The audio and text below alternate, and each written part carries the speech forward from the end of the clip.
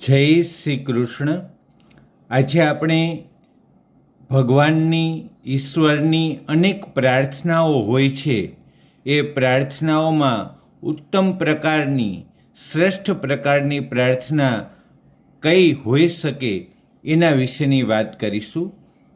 તો શીર્ષક છે વિશ્વની શ્રેષ્ઠ પ્રાર્થના.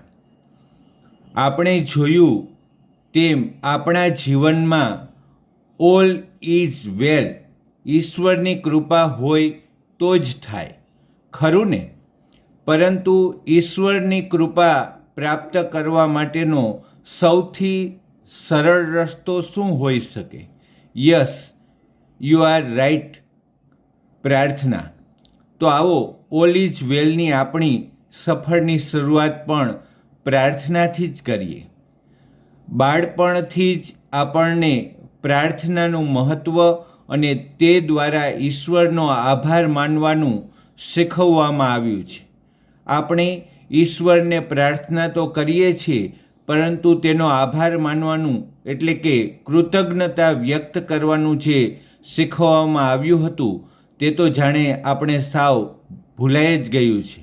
વળી તમે જોયું હશે કે અત્યારની પ્રાર્થના તો ઈશ્વર પાસેથી માગવાની વધારે અને તેણે આપણને જે આપ્યું છે તે બદલ તેનો આભાર માનવાની ઓછી હોય તેમ લાગે છે.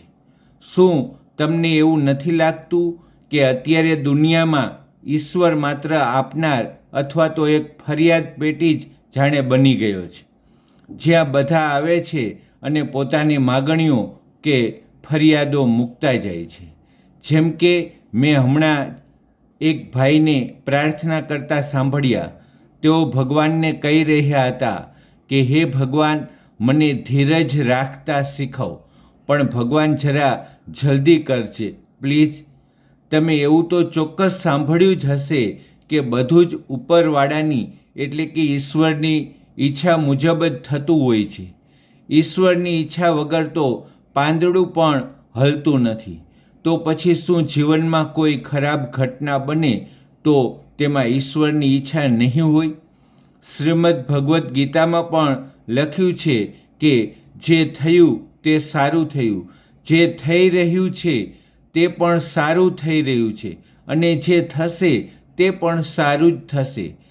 તેથી ઈશ્વર પર અખૂટ શ્રદ્ધા અને સંપૂર્ણ ભરોસો રાખવો જોઈએ. આ વિશે વિસ્તૃત ચર્ચા હવે પછી આપણે કરીશું. તમે એવું જોયું જ હશે કે જે કોઈના જીવનમાં કોઈ ખરાબ બનાવ બને અથવા તો તેમને કોઈ કાર્યમાં નિષ્ફળતા મળે તો તેઓ ઈશ્વર સમક્ષ ફરિયાદ કરતા જ હોય છે, હે ભગવાન, તે મારી સાથે જ આવું કેમ કર્યું, ખરું ને? તે જ લોકો જ્યારે તેમના જીવનમાં કંઈક સારું બને અથવા તો તેમને કોઈ કાર્યમાં સફળતા મળે ત્યારે તેઓ કહેતા હોય છે કે આ તો મારી બુદ્ધિ અને મહેનતનું પરિણામ છે. તેઓ ભૂલી જાય છે કે તેમને મળેલી સફળતામાં તેમની બુદ્ધિ અને મહેનતની સાથે સાથે ઈશ્વરની કૃપાનો પણ ખૂબ જ મહત્ત્વનો ફાળો હોય છે.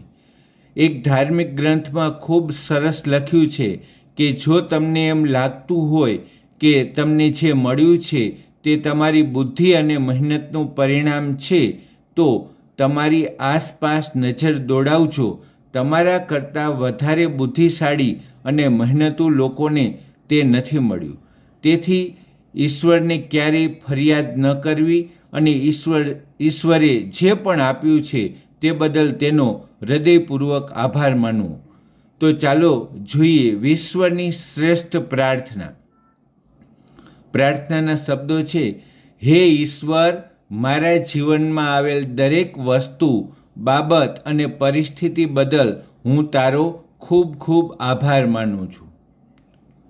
હે ઈશ્વર, મારા જીવનમાં આવેલ દરેક વસ્તુ, બાબત અને પરિસ્થિતિ બદલ હું તારો ખૂબ ખૂબ આભાર માનું છું. યાદ રાખો, પ્રાર્થનામાં આપણા વિચારો, શબ્દો, કર્મ અને લાગણીઓમાં સાતત્ય હોવું જોઈએ. વળી જેમ શ્વાસ લેવાની પ્રક્રિયા કુદરતી છે, તેમ કૃતજ્ઞતાનો, આભાર માનવાની ભાવના આપણામાં સહજ જ હોવી જોઈએ. તેથી આજથી નાની નાની વાતમાં પણ ઈશ્વરને આભારનો ભાવ સાતત્યપૂર્ણ રીતે પ્રદર્શિત કરવાનું શરૂ કરી દો. આ ઉપરાંત તમારું સમગ્ર અસ્તિત્વ કૃતજ્ઞતાના ભાવથી છલોછલ ભરી દો. ખુલ્લા હૃદયથી તમારી તંદુરસ્તી, યૌવન, સુંદર પરિવાર, પ્રેમાળ માતા પિતા અને જરૂરી ભૌતિક સગવડો બદલ ઈશ્વરનો આભાર માનો. પછી જુઓ કે ઈશ્વર તમારા જીવનમાં દરેક પરિસ્થિતિમાં ઓલ ઇઝ વેલ જ કરશે.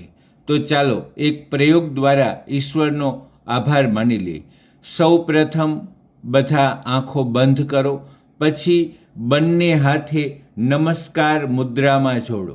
સૌ પ્રથમ બધા આંખો બંધ કરો અને બંને હાથો નમસ્કાર મુદ્રામાં જોડો. ત્યારબાદ 3 ઊંડા શ્વાસ લો.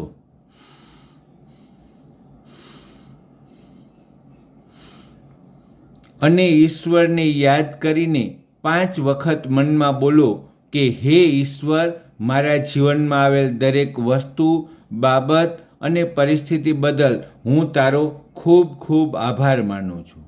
પ્રાર્થનાના શબ્દો છે, હે ઈશ્વર, મારા જીવનમાં આવેલ દરેક વસ્તુ, બાબત અને પરિસ્થિતિ બદલ હું તારો ખૂબ ખૂબ આભાર માનું છું. તમે જોયું જ હશે કે મોટાભાગના લોકો જાણતા હોય છે કે તેમને શું કરવું જોઈએ, પરંતુ તેમાંથી અમુક લોકો જ તેઓ જે જાણતા હોય છે તેને અમલમાં મૂકે છે. તેથી જ અમુક લોકો જ સાચા અર્થમાં સુખી, સમૃદ્ધ અને સફળ પણ જણાય છે, ખરું ને? યાદ રાખો, કોઈ બાબતની માહિતી હોવી તે તો માત્ર આપણી બુદ્ધિ કે આપણું જ્ઞાન જ સૂચવે છે, પરંતુ તે સાચી માહિતીને અમલમાં મૂકવી તે જ સાચી સમજણ અને સાચું ડહાપણ છે. યાદ રાખો કે કોઈ બાબતની માહિતી હોવી તે તો માત્ર આપણી બુદ્ધિ કે આપણું જ્ઞાન જ સૂચવે છે, પરંતુ તે સાચી માહિતીને અમલમાં મૂકવી તે જ સાચી સમજણ અને સાચું ડહાપણ છે. તેથી નિયમિત રીતે દરરોજ સવારે જાગ્યા પછી અને રાત્રે સૂઈ જતા પહેલાં ઉપરની પ્રાર્થના કરવી. અસ્તુ.